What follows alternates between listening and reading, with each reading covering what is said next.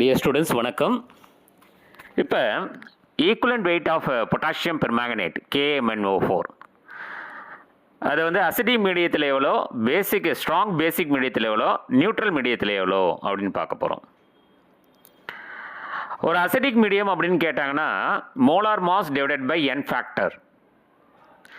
அந்த N factor அப்படிங்கிறது எதை குறிக்குது அப்படின்னா நம்பர் ஆஃப் எலக்ட்ரான்ஸ் கெயின்டு, எத்தனை எலக்ட்ரான்ஸ் அது அந்த அசிடிக் மீடியத்தில் அந்த மேங்கனீஸ் வாங்கியிருக்கு.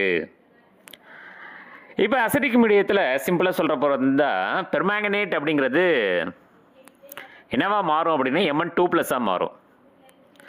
அது வெதர் இட் இஸ் மேங்கனீஸ் குளோரைடாக இருக்கலாம், இல்லை மேங்கனீஸ் ஆக்சைடாக இருக்கலாம். அப்போ +7 அப்படின்னு சொல்லக்கூடியது +2 மாறி இருக்கு அப்படின்னா 5 எலக்ட்ரானை கெயின் பண்ணியிருக்கு.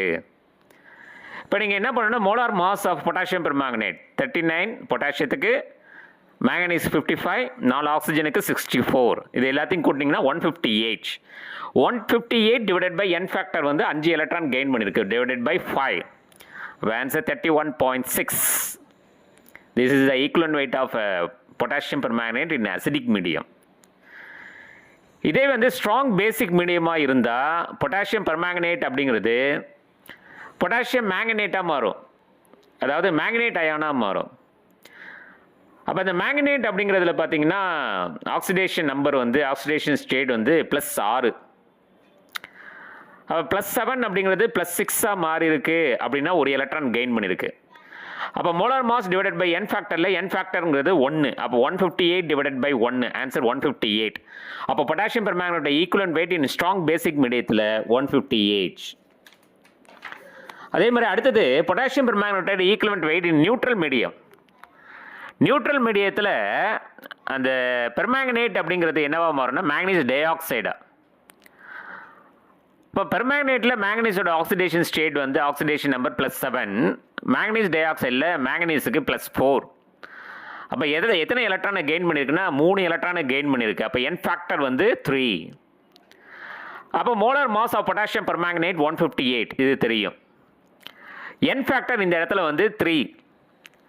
அப்போ ரெண்டுத்தையும் டிவைட் பண்ணிங்கன்னா 52.66.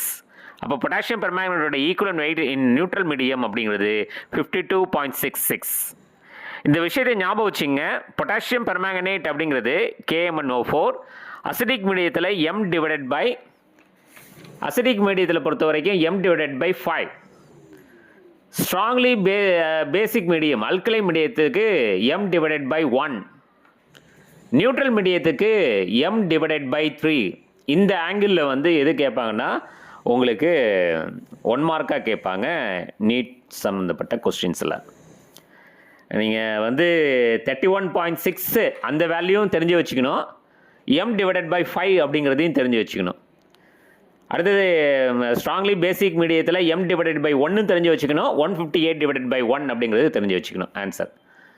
அடுத்தது வந்து நியூட்ரல் மீடியத்துக்கு M/3 அப்படின்னு சொல்ல தெரியணும். அடுத்தது 52.66 இந்த வேல்யூயும் தெரியணும். சரிங்களா?